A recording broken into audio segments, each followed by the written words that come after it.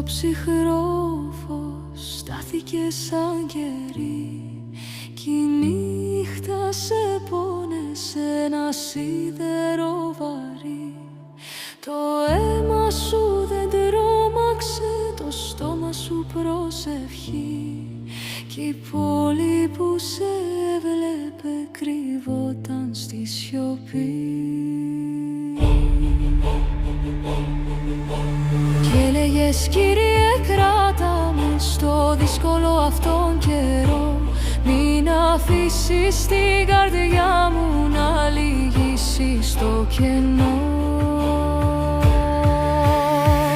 Το μαρτύριο φως, το μαρτύριο ζωή, στη φωτιά σου γεννιέται πιο καθαρή ψυχή. Το μαρτύριο φως, το μαρτύριο ζωή, κι ο Άγιος περπατά πιο ψηλά απ' την πληγή. Στην αυλή με τα βήματα η ψυχή σου ήταν δυνατή. Σε ρώτησαν για να σπάσεις, μα η φωνή σου ήταν σταθερή.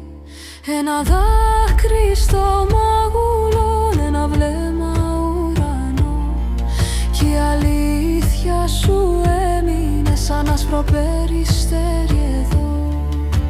Κι έλεγες, Κύριε, κράτα με στο δύσκολο αυτόν καιρό, μην αφήσεις την καρδιά μου να λυγίσει στο κενό.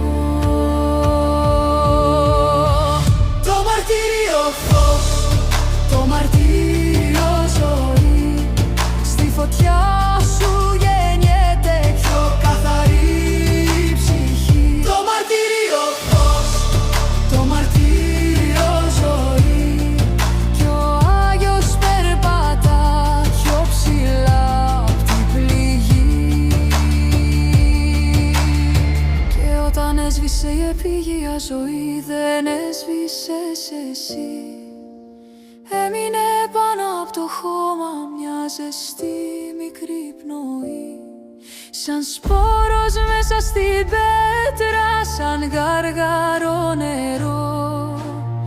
Έτσι ανθίζει η μνήμη σου σε γη και ουρανό. Το μαρτύριο φως, το μαρτύριο ζωή, στη φωτιά σου γεννιέται πιο καθαρή ψυχή.